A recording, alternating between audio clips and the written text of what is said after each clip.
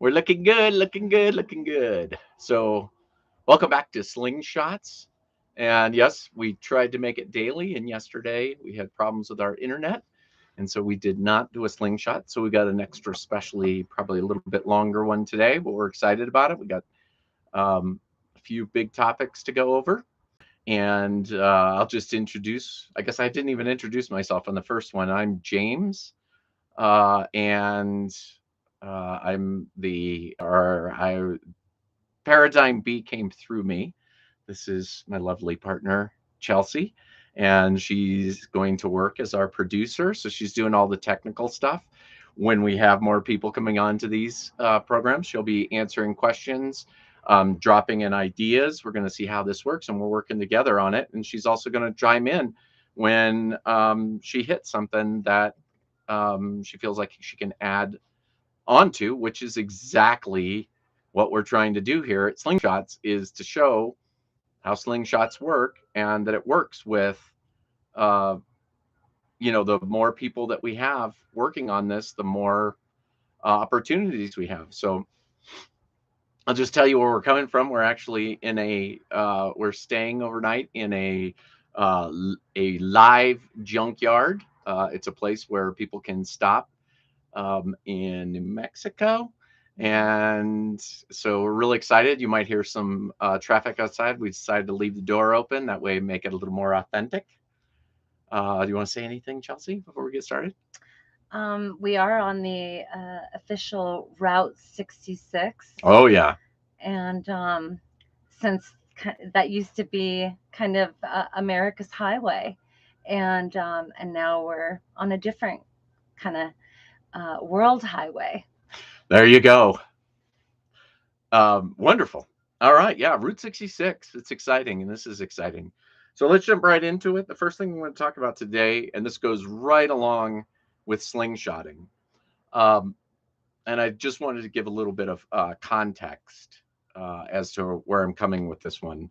And this one has to do with fear and how we pass fear onto other people, and we hold them like the bucket of crabs. So that's a great example of kind of like how our society works. And once you understand how reality works, how we keep ourselves at lower levels is that we will tell our story at the level of courage or fear that we're at. And we don't want to see people be more courageous than us, um, and to outlive, or oftentimes we see that. And that's exactly what slingshots is, that we want to push beyond, like wherever I'm at, wherever Chelsea is in her journey, we want to push beyond that, and we want to help each other slingshot each other to the next level of consciousness, to become conscious of how we limit each other. It's not just the fact um, about individuality, but it's our collective, and how fear works in that. And this is going to be around uh, something that I found very interesting once I found psychedelics. So I found psychedelics after what I call my remembering, and so basically that's when I just figured out that I didn't have to take all this stuff seriously. My mind would no longer like accept the ego story, um, and it was party on after that. And so I hadn't really tripped before. I had I had taken psychedelics, very, very light ones, and now that I have actually tripped, if you've ever done this, you'd understand too. I was always kind of more in the microdose, and then but I actually had, after that remembering, it was about a month after that. Randomly, it wasn't that I was planning on doing psychedelics, but the person that just threw me into psychedelics, I was kind of partying. It was actually, my remembering happened around COVID, and so I had this immense emancipation. I felt pure sovereignty, not the ego sovereignty that people are screaming about. You got to listen to me, you got to listen to me kind of sovereignty. We're talking about like not being attached to an identity that I needed to defend anymore. So it was party on at that point. It was just experiencing, listening to music, getting up whatever I wanted to. I would get up in the middle of the night and have dance parties by myself. Um, Giving you just a little bit of context how I got into psychedelics. So then randomly, the person that introduced me to LSD just said, "Hey, I'm going to be in town tomorrow. What do you think about doing LSD with me?" And I just thought, well, like I've already done, like I already did the remembering thing. I've already kind of like broken through with courage and these kind of things. And so do I really need to do this? And I was like, oh, why not? Let's try this on. Uh, and so I was like, all right, bring it on in. And so we ended up the next day doing LSD for the first time. And what it meant for me was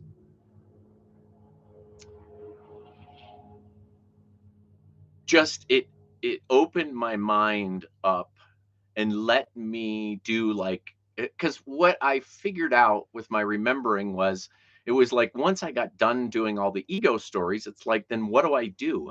And the way that it came to me was like, I'm doing reality in reverse now. So I understand, like, I understand what it's like now to not live needing to harbor some kind of narrative in my head that's an illusion.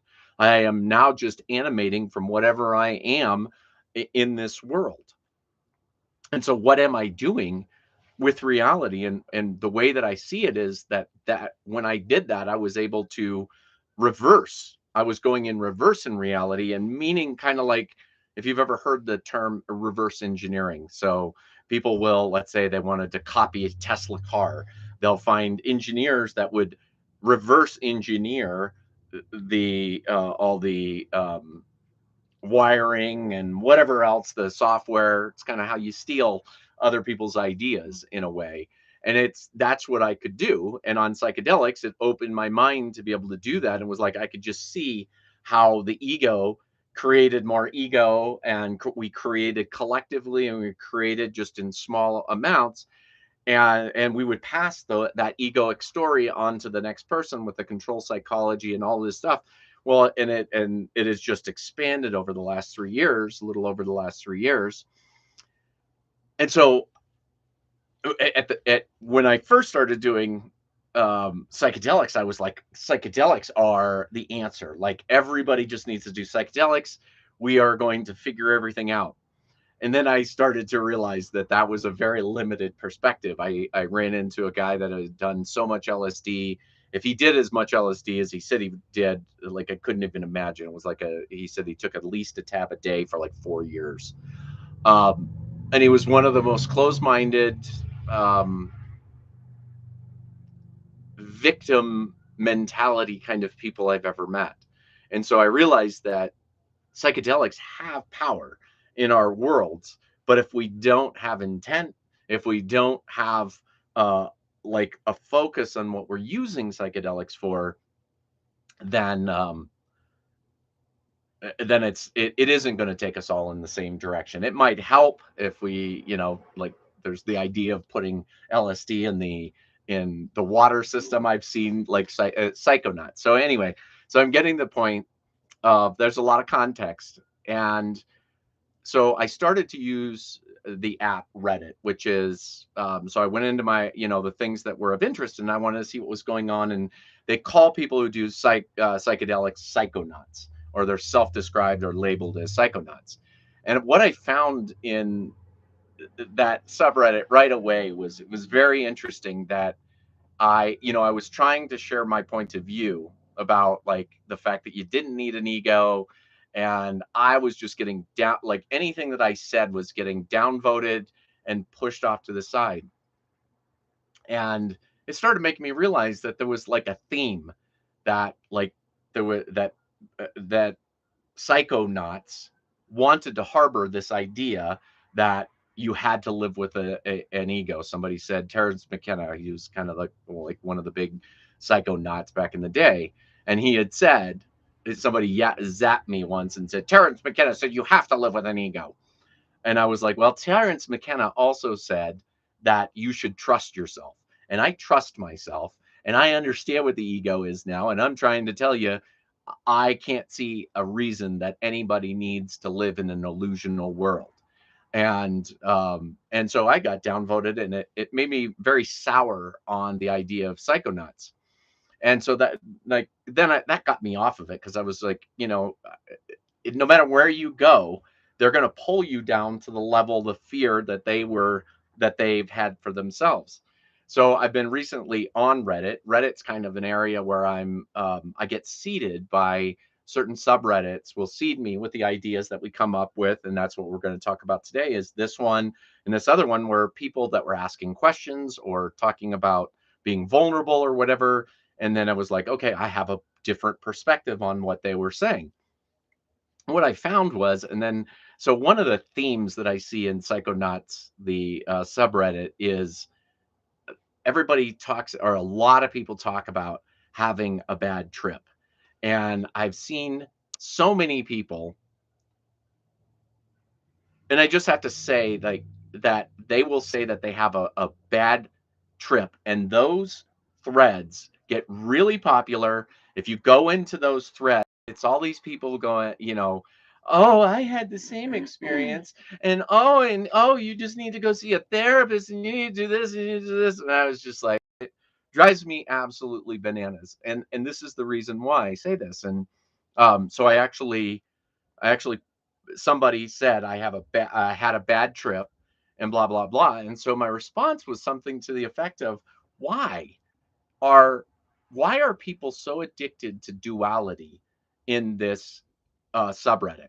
Like, why do you guys call these things bad trips? I said, I've had a rough trip or a challenging trip, but I've never had a bad trip. And so it wasn't surprising that somebody popped in and they said, a challenging trip is one thing, but a bad trip is like the worst thing that you could ever experience on a single day as a human being. And my response back to them was, it's subjective. I said, what you described as having a that horrible, or whatever you want, like, their point of view is having the single worst experience in a single day as a human being. And I said, and my response was, it's subjective. And how you describe it, I could relate with that exactly. But what I didn't do, first of all, I didn't label it as being a bad trip. And because I knew by doing that, that would be a traumatizing effect on myself, because I understand the victim archetype and the victim mentality. And I said, and I don't want to victimize other people. And that's what I see people in the psychonauts doing all the time is, some experiences are like, wow, yeah, boy, that was a rough one. But then some seem like, oh, I had a crow following me around, and it was so disturbing, and everybody's upset about it. Suffering, you can't compare suffering. Like, that's the thing.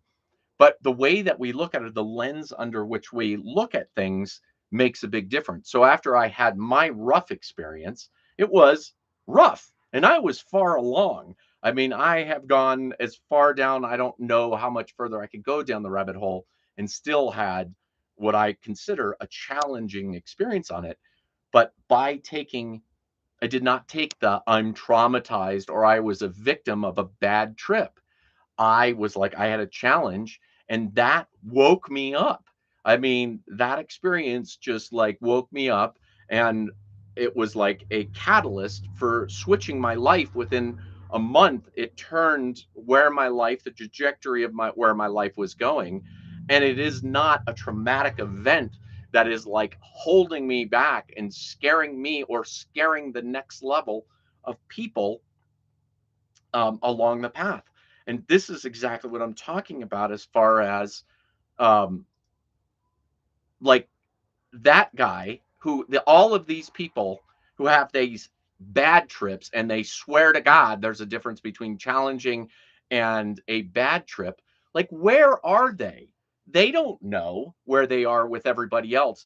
They could be way down here. They had, a tough trip.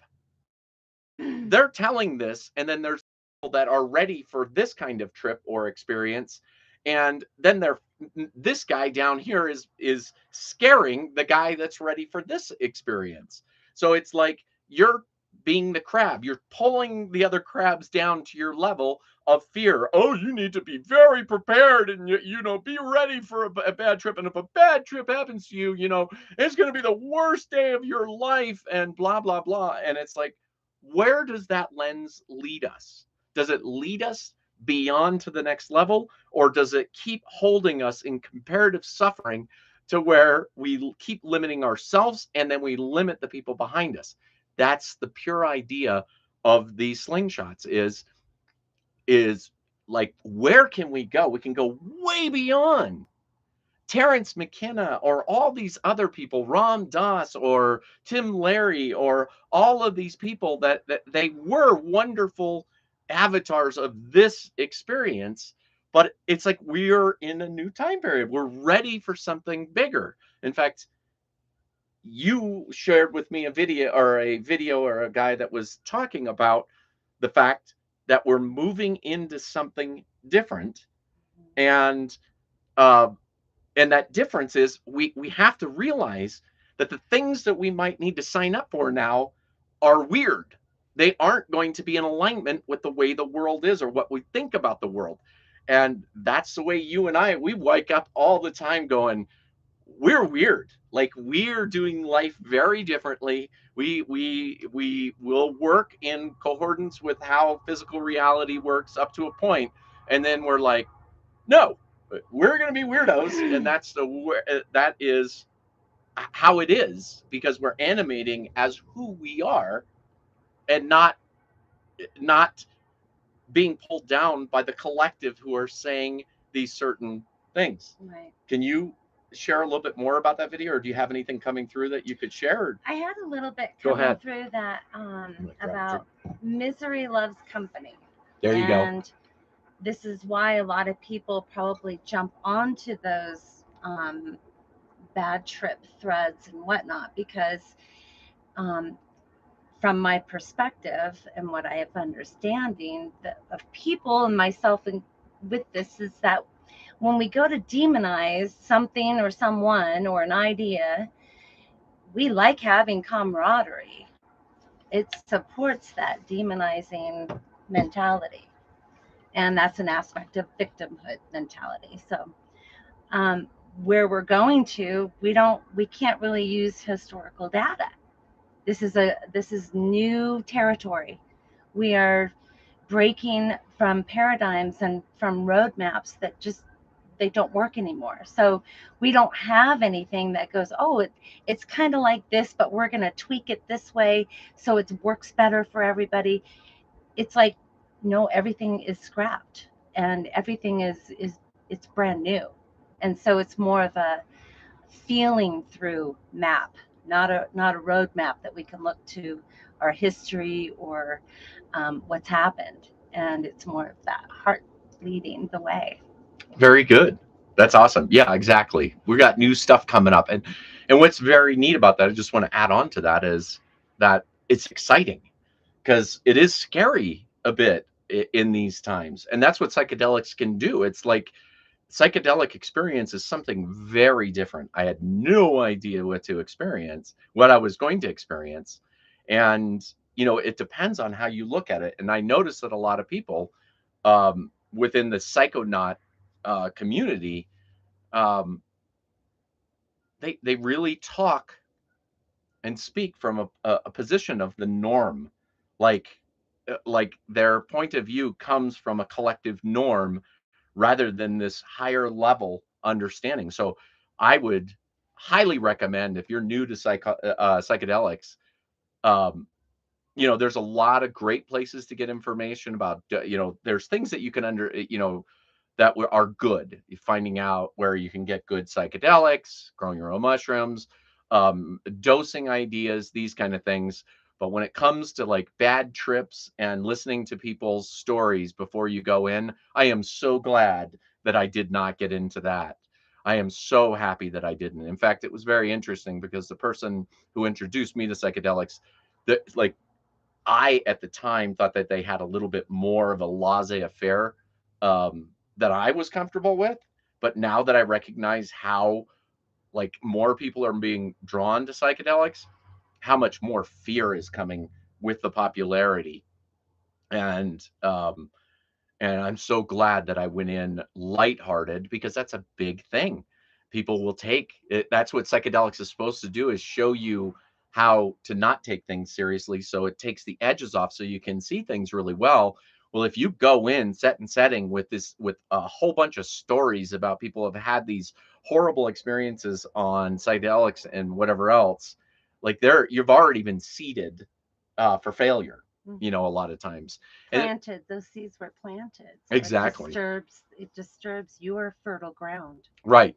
And you know, this might seem, as I was saying this, you know, as I'm sharing this with you, it kind of, it could seem like, boy, you're really rough on people and whatever else. And I, yes, I'm rarely the guy that's going to hold you back. I'm not the guy. I am a tether. I'm going to hold people, hold a position for people to move as quickly as they possibly can through things. And you don't do that by, you know, succumbing to people's victimhood mentality. So if people come to me and they're really scared of the things that I'm sharing, and a lot of people are, I'm just like, I'm not your guy. You're not, you're looking for somebody that wants to baby step you through. You need, what about Bob? Mm-hmm. And I'm not that guy. I'm a tether. I'm going to hold on to the the greatest perspective I had. We're going to untangle you as fast as we possibly can.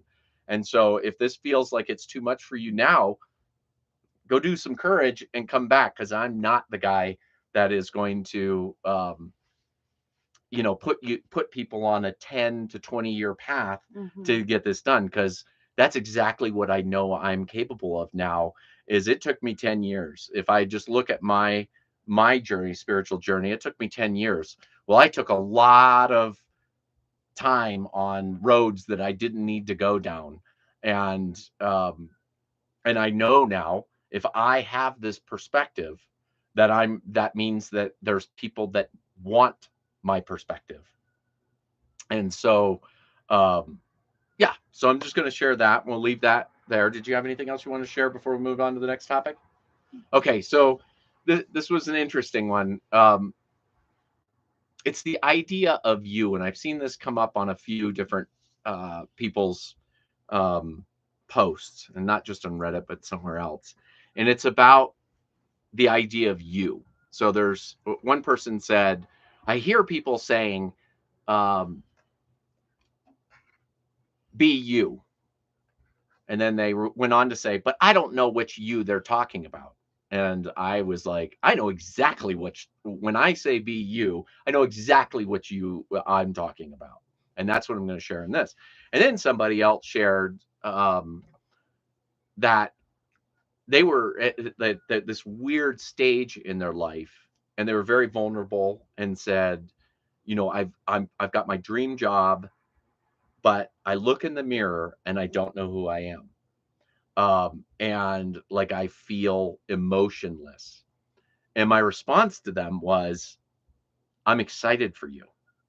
And I know that that wasn't the point of view that they really were in. You know, that's because that's the thing, is a lot of people, they're not ready, or they're not wanting to look at, they like want to have that problem, and so they'll hold on to that problem. And my point was, it seems like you're scratching at the you, the one that is like when you are actually you, and you're not tied to narratives that are being, you know, told about you, the fear that you carry. That's the you are. Is who is the you that you are? When you are you animate from the present moment, and you live an improvised life. Because like for me, my experiences, I'm not tied to worrying about the future. I'm not worried about the past. I don't have narratives that my mind gets stuck in. In fact, I have a mind that, you know, even if something, because I still do feel like I have these little, this was something that I was sharing with Chelsea the other day. I still have these little mini panic attacks. Like I'll just be driving down the road and all of a sudden I'm just like, I feel all of this existential crises and, am I doing the right thing? Where am I? Who am I? Blah, blah, blah. But it's like, it's just this little remnant from the past that comes up. I can take one breath and it goes away.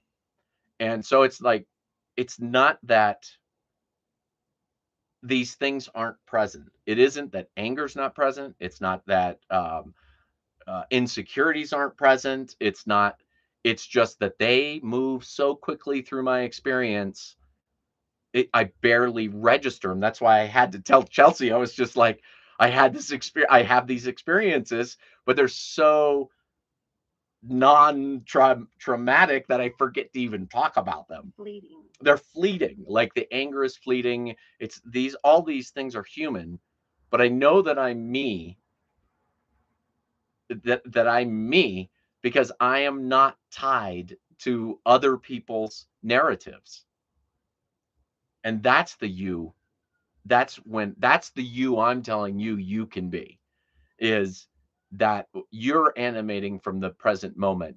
You're animating courageously from who you are. That's what we came to do, is to be courageous. And the courage people think is comes from, we have this false idea of courage, which is great right now with these people that are this political polarization we have in it, and it's just a bunch of people that are reacting from anger, from like being offended, and they feel like they're being brave by punching political statements or putting flags on their cars, or from making up labels for their political enemies, and they this is Which, in a way, coming from a very complacent or very like hypnotized state of mind, going into some kind of action, it does show that there's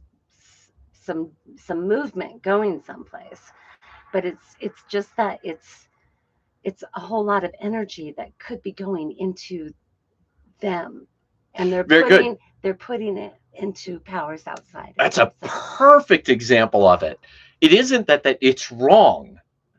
It's simply, it's putting it into a false narrative. It's putting it into a delusional narrative. And it's somebody else's narrative. Like all of these, whatever, all of these prejudice based political, whichever side you go on, they're based on their own people's own prejudice. And it isn't a matter of right and wrong in a morality way. It's like, where is the energy going? Is the energy going to creating something beautiful, Right. something new, or is it just energy going into a false identity where you can wake up and be driving a car that tells your political affiliation, and you just feel so great when somebody gives you a honk? And it's like, are you growing anything other than other people's anger towards a mind created um enemy? Anything else we want to share with that? um, just breaking ourselves away from other people's stories, the worldly stories, and going within. Excellent. Yeah. Well, like here's a so slingshotting. We had one more topic to jump in today, and I think I'm getting to the end. We have been fasting, and we are sitting outside of the restaurant we're about to go into, and I'm starting to feel a little lightheaded, and I'm thinking that we could push the next topic along to the next time. We again, this slingshotting is about co-creation. So please, you don't have to be online to join the conversation. You can poke us online at paradigmb.org. Find me on social media, find Chelsea on social media. It's not hard to locate us. Um, and we want you to be part of this. And this, if this feels good, this is the momentum of shifting us into something that is beyond both of our understandings. And we're just excited to meet people along the way, and we're meeting people along the way. But now we want to talk, we want to bring it out in broad daylight and talk about these things, and get some momentum going, where we're putting energy into creative ideas, powerfully creative ideas that, um, we're seeing things like technology, that are starting to come online, and it isn't a coincidence. These things are breaking loose because people like Chelsea and I, like people that are probably watching this, are starting to question the reality that was given to us as children. And so these technologies were just waiting for the consciousness that were to make it available to everybody. It's not just by chance, it's by creation. There's creators out there that are doing this, and we want to be part of it. We want you to be a part of it, and we want to continue to steamroll it and expand our consciousness into things that we can't even imagine.